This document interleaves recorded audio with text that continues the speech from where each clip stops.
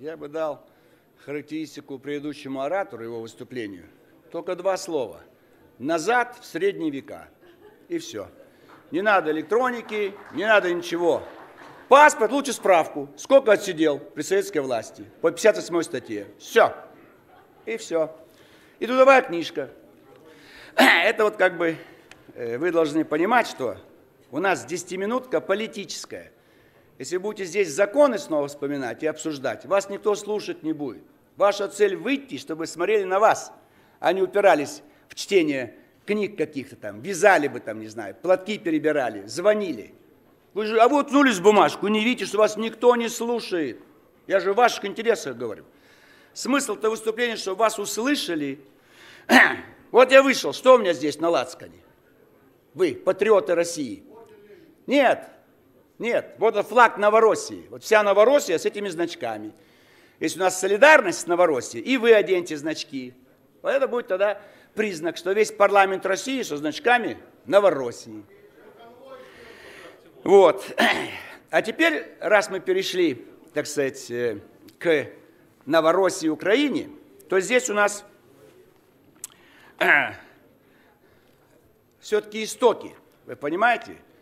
То, что сегодня бомбят, то началось это в первые годы советской власти. И остался 17-й тяжелый год, гражданская война тяжелая. Но вот все укрепилось в стране, все. Апрель 23-го года, 12-й съезд РКПБ, ваш съезд, объявляет украинизацию своим официальным курсом в национальном вопросе. Представляете? Вот начали бомбить-то Донбасс.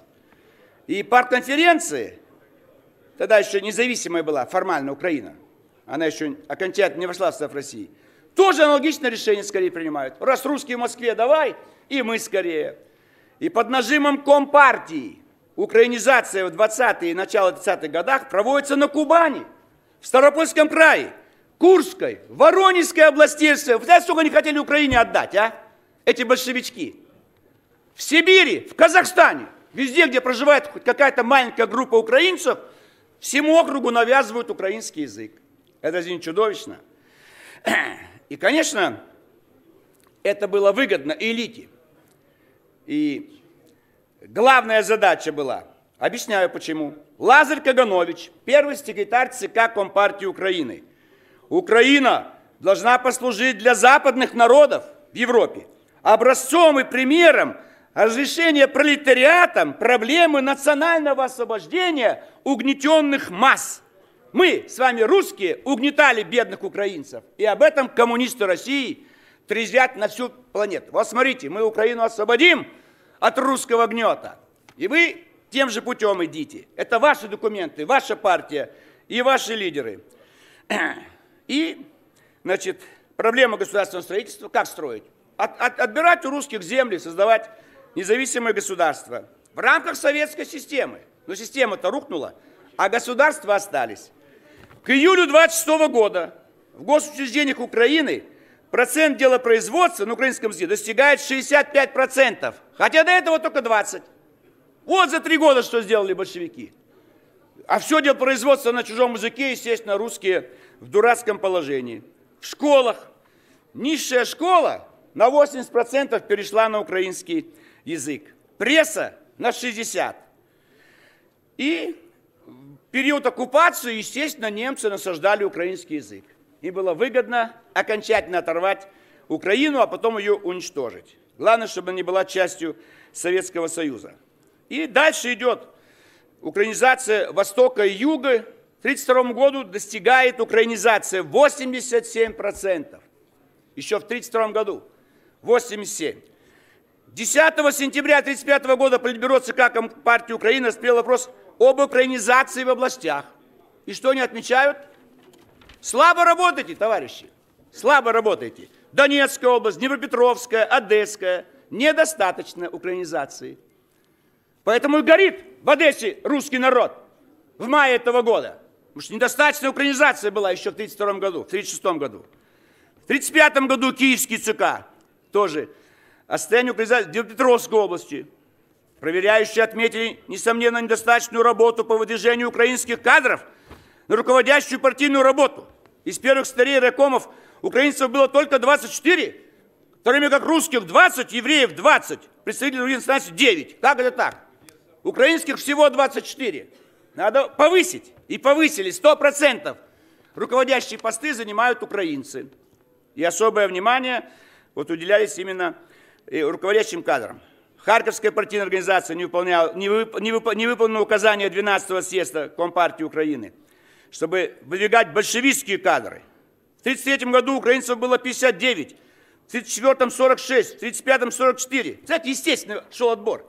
Их было меньше, естественно, они просто не способны были. Нет указать, нет вы ставьте украинцев, русские умные убирать с постов, дурака поставь, лишь бы был украинец. Вот политика перед войной вся коммунистов. Школьное образование. На Украине к 1938 году к весне имелось 21 школа с украинским языком, 18 тысяч. 21 тысяча была. 18 тысяч украинский язык. Это за что? Русские дети оставались малограмотными. С русским всего 1500. И, наконец, вывод вашего великого лидера. Ленин. Тот не социалист, кто не хочет принести в жертву свое отечество ради социалистической революции. Вот весь лейтмотив. Вот почему они этим занимались. Надо в жертву принести Россию и создать много-много других национальных государств. Ради социализма. Все это написано в произведениях Ленина и Черчилль, которого любят ссылаться большевики. Как он там называл Россию. Ленин взял с Сахой, а Сталин оставил с ядерным оружием, с космосом. Вот Черчилль говорил, Черчилль называл большевиков свирепыми обезьянами, которые низводят Россию до животной формы варварства. Вот определение того Черчилля, и мы сегодня такими являемся. Вот такими. Да. Вот. И сегодня в Литве учителям гимназии сделали замечание. Помолчите, Кашин! Помолчите, большевички! Да. Я буду говорить то, что считаю нужным. У вас есть свой Зюганов, пускай он вас учит, а вы не будете меня учить. Какое оскорбление? Это факты ваши, ваших съездов. Я что, дураки говорю? Это ваши цифры. Да. Все, молчите. Потом в суде будете отвечать. Нельзя вас запретить на Украине. Да. В Литве русских учителей, что делают они? Русских учителей чуть ли не выговор объявляют, потому что дети литовских гимназий летом отдыхали вместе у нас там где-то в Казахстане. Из этого делают вывод, что там, возможно, на них влияли. И они, вернувшись в Литву, могут быть пятой колонной. Ведь по детям уже пошли.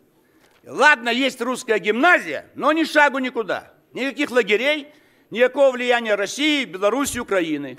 Только Литва и литовский язык. Это вот как бы сегодня. Ну и последнее. Гражданство.